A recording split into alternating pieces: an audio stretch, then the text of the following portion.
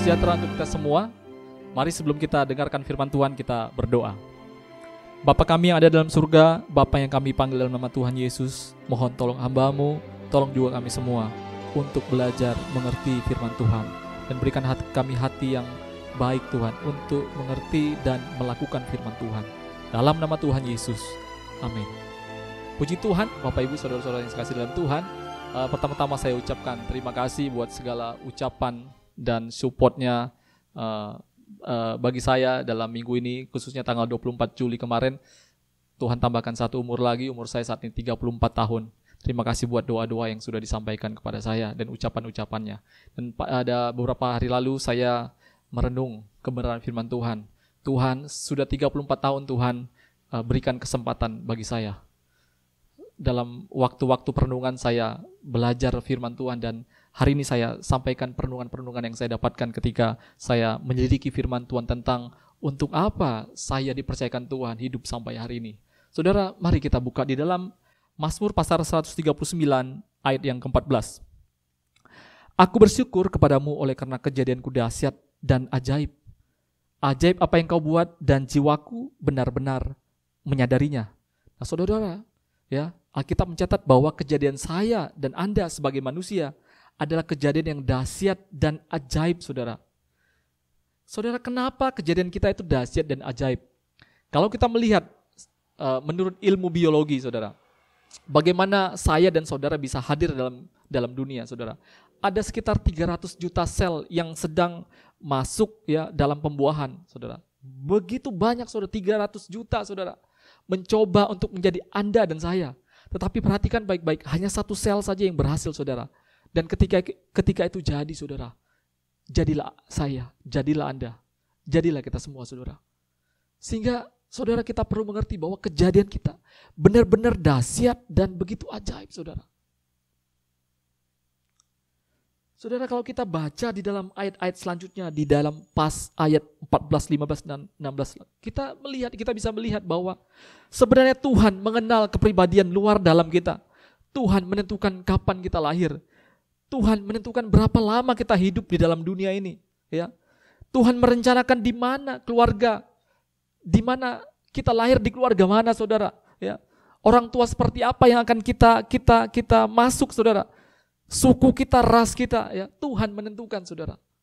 Sehingga kita bisa tahu bahwa kejadian kita itu dahsyat dan ajaib, disusun, dirancang oleh Allah sendiri.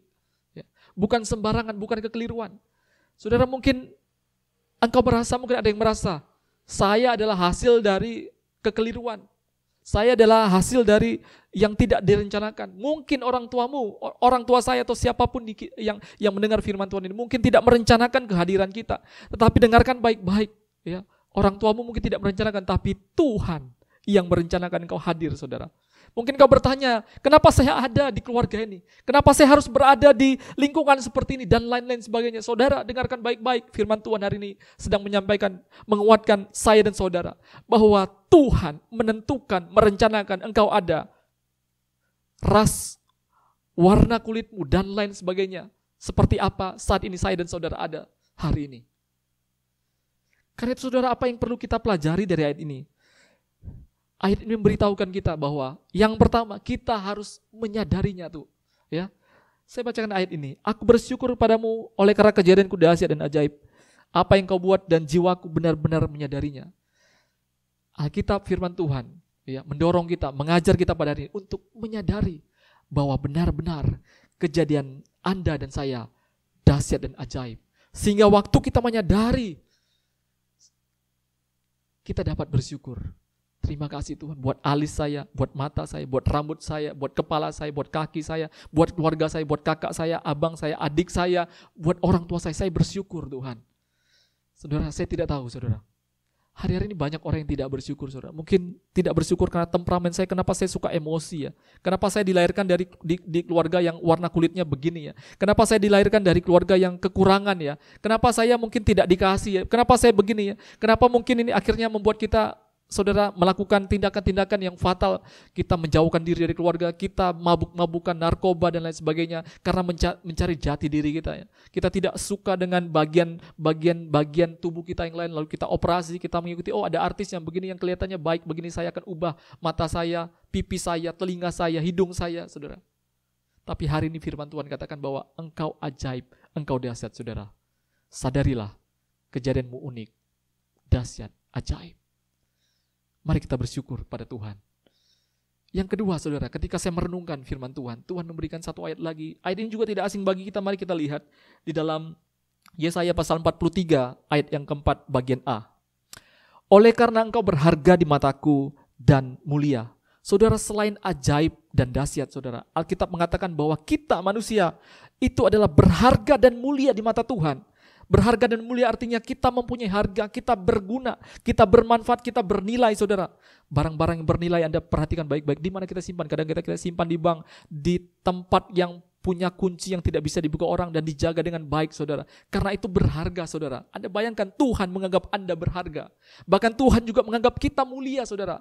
Mulia berarti kita punya nilai yang tertinggi, terhormat, bermutu tinggi, saudara. Anda bayangkan saking kita mulia, saking kita terhormat, bermutu tinggi, apa yang terjadi? Allah membeli Anda, membeli saya, lunas harganya, saudara. Dia menebus Anda. Dengan apa? Dengan darahnya sendiri. Anda bayangkan. Mungkin kalau kita punya barang-barang kita berani bayar dengan harga-harga yang mahal, saudara. Tapi belum tentu dengan nyawa kita sendiri kita berani bayar barang-barang berharga kita. Tapi Allah, ya, Dia menganggap Anda dan saya begitu berharga. Dia tebus saya dan saudara dari maut, saudara. Haleluya, haleluya. Puji Tuhan, terima kasih Tuhan. Nah, karena itu saudara-saudara,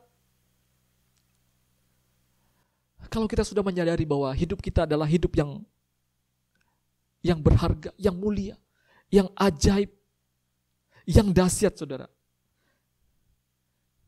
Menjadi pertanyaan selanjutnya, untuk apa saya dan saudara ada di dalam dunia ini? Untuk apa saya dan saudara hidup di dalam dunia ini? Ini menjadi perenungan saya waktu saya sedang Tuhan berikan tambah umur 34 tahun, saya kembali merenungkan firman Tuhan. Saya renungkan kembali firman Tuhan. Saya percaya ini adalah hadiah yang terbaik yang saya bisa miliki saat ini. Saya boleh dikuatkan Tuhan dengan firman Tuhan. Saudara, dari abad ke abad, semua orang filosof, orang-orang hebat, dan seluruh manusia mencari jati dirinya. Untuk apa saya ada di dalam dunia? Ya, dan akhirnya saudara, apa yang terjadi? Timbullah sebuah pertanyaan. Nanti sasaran saya hidup untuk apa ya? Bagaimana nanti saya ke depannya? Saya mau menikahnya dengan siapa ya? Saya nanti suksesnya bagaimana ya? Akhirnya condong, saudara, kepada diri kita sendiri, saudara. Mari kita lihat apa yang Alkitab katakan tentang tujuan hidup manusia, saudara. Sehingga kita boleh mengerti secara menyeluruh tentang kebenaran firman Tuhan. Kita buka di dalam Kolose 1 ayat 16. Karena di dalam Dia telah diciptakan segala sesuatu, yang ada di sorga dan yang ada di bumi, yang kelihatan dan yang tidak kelihatan, baik singgasana maupun kerajaan, baik pemerintah maupun penguasa. Segala sesuatu diciptakan oleh Dia dan untuk Dia. Nah, saudara perhatikan baik-baik. Kalau kita sudah mengerti ya untuk apa Anda dan saya hidup, ya. Ayat ini mengatakan kita diciptakan oleh Allah dan untuk Allah kembali. Maka itu saudara, pertanyaan yang harusnya keluar dari hidup kita adalah, Tuhan, apa yang harus saya kerjakan di dalam dunia ini? Tuhan, apa mau Tuhan? Ketika mungkin saya dan Anda diberkati Tuhan, kita perlu bertanya sama Tuhan, Tuhan, untuk apa ini Tuhan? Ataupun mungkin kita sedang mengalami penderitaan, ya Tuhan, untuk apa saya alamin Tuhan? Kenapa saya berada di tempat ini Tuhan? Ya. Kenapa? Karena kita diciptakan oleh Allah. Dan untuk Allah itu sendiri, untuk pekerjaan-pekerjaan Allah, saudara. Dalam perenungan saya, saudara, saya mencari beberapa hal mungkin yang menjadi satu kesimpulan bagi kita pada hari ini. Ya, untuk apa manusia diciptakan? Untuk apa mungkin saya dan Anda ya diciptakan? Ya, yang pertama, saudara, Anda dan saya diciptakan untuk kekekalan, saudara. Ya, manusia diciptakan untuk menikmati kekekalan, saudara. Saya dan Anda ya berada dalam rahim ibu sekitar 9 bulan. Saudara, setelah itu kita akan menikmati hidup yang lebih panjang. Begitulah kira-kira selama kita masih ada dalam dunia ini, saudara. Kita di dunia ini seperti kita di dalam sebuah rahim. Hanya sebentar dan kita akan menikmati hidup yang lebih panjang. Karena itu saudara-saudara perhatikan baik-baik. Yang penting saat ini adalah kita harus mengerti bahwa Anda dan saya diciptakan untuk sebuah kekekalan, saudara. Dan saudara, kita tahu bahwa jalan untuk menuju kekekalan hanya 1 Yohanes 3:16 ya. Karena begitu besar kasih Allah akan dunia ini, sehingga ia mengaruniakan Anak Tunggal. Ya, barang siapa yang percaya kepadanya, ia akan menerima hidup yang kekal. Jalan supaya kita bisa menikmati kekekalan itu adalah hanya lewat Yesus sebagai Tuhan dan Juru Selamat, saudara. Saudara, yang kedua, saudara, untuk apa kita diciptakan? Alkitab mencatat bahwa kita diciptakan untuk sebuah kepercayaan. Manusia pertama, ya, Adam dan Hawa diciptakan, ya. Mereka diciptakan untuk apa? Memelihara segala ciptaan Allah yang lain. Ya, Anda dan saya diberikan satu kepercayaan sebagai manusia untuk mengelola apa yang Tuhan percayakan, saudara. Saudara, hari ini mungkin Tuhan percayakan ada satu energi yang luar biasa dalam dirimu, potensi, bakat, ya, karir, keuangan, ekonomi, keluarga dan lain sebagainya yang Tuhan yang Tuhan berikan kepada Anda. Saudara, ketahuilah bahwa itu adalah kepercayaan yang Tuhan berikan pada saudara. Saudara, jika kita ingat perumpamaan-perumpamaan yang Yesus berikan, ya, perumpamaan tentang 5 talenta, 2 talenta, 1 talenta. Itu sebuah kepercayaan yang harus dilakukan oleh orang-orang percaya, saudara. Apa yang Tuhan berikan itu adalah sebuah kepercayaan. Beberapa waktu lalu kami sekeluarga diberikan kepercayaan oleh seseorang untuk menempati ruko tempat kita beribadah saat ini. Saudara, kami nikmati tempat ini, kami buat yang terbaik, kami buat ada dapurnya, ada tempat ibadah dan lain-lain sebagainya. Saudara, kami nikmati apa yang terjadi di sini, saudara. Tetapi saudara perhatikan baik-baik. Kami hanya bisa menikmati, ya, tetapi kami tahu ini bukan milik kami. Sebaiknya kita, saya dan saudara harus mengerti bahwa selama kita menumpang di dunia ini, kita hanya menikmati hak pakai, saudara. Ada kekekalan setelah ini yang harus kita laksanakan, saudara. Haleluya. Dan yang ketiga, saudara, yang perlu kita mengerti, saudara. Kita diciptakan untuk sebuah kepercayaan, saudara. Maksud saya, kita diciptakan untuk sebuah penugasan, saudara. Saudara, dalam Filipi 3:20a, karena keluarga kita adalah di dalam sorga. Nah, saudara-saudara, Anda bayangkan jika seorang ambasador, ya, duta besar, ya, kita ditugaskan ke sebuah negara, saudara. Ada misi yang diberikan. Tapi kadang-kadang karena misi tersebut kita harus belajar, saudara, belajar bahasa, belajar sesuatu dan lain-lain sebagainya. Sehingga waktu kita belajar, saudara, kadang-kadang kita mungkin jatuh cinta dengan wanita tersebut, kita terlena, saudara. Padahal kita lupa, kita ada misi yang Tuhan berikan, saudara. Maka hati-hati, saudara, kita ditugaskan. Matius pasal 28-19-20, ya, amanat agung, kita ditugaskan. Ada misi, ada tugas yang harus kita kerjakan, saudara. Maka kita perlu hati-hati. Saudara, saya tidak panjangkan firman Tuhan. Kesimpulan pada hari ini, ya, kita hidup, kita sangat berharga, kita mulia, kita ajaib, kita dahsyat, saudara. Karena itu kita perlu tahu, hidup kita di dalam Tuhan diciptakan oleh Dia dan untuk Dia.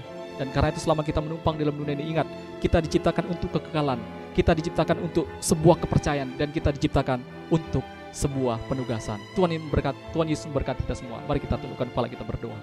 Terima kasih Tuhan buat karya-Mu yang besar dalam hidup kami, Tuhan. Kami bersyukur buat kejadian kami yang dahsyat dan ajaib, Tuhan. Karena itu Tuhan, ajar kami mengerti untuk apa kami diciptakan dalam dunia ini. Kami tahu kami diciptakan untuk pekerjaan-pekerjaan Tuhan. Karena itu kami mohon campur tangan Tuhan. Tuhan pakai kami menjadi alat Tuhan. Biar kami boleh terima kekekalan Tuhan. Kami boleh melakukan kepercayaan yang Tuhan berikan. Dan kami boleh melaksanakan tugas-tugas yang Tuhan berikan selama kami menumpang dalam dunia ini. Terima kasih Tuhan. Umat-umat Tuhan pulanglah dengan bawa berkat yang daripada Allah. Cinta kasih daripada Allah. Dan persekutuan yang dikerjakan oleh Roh Kudus kiranya menyertai kita mulai daripada hari ini sampai Maranatha Tuhan Yesus datang kedua kali. Dalam nama Tuhan Yesus, haleluya. Amin.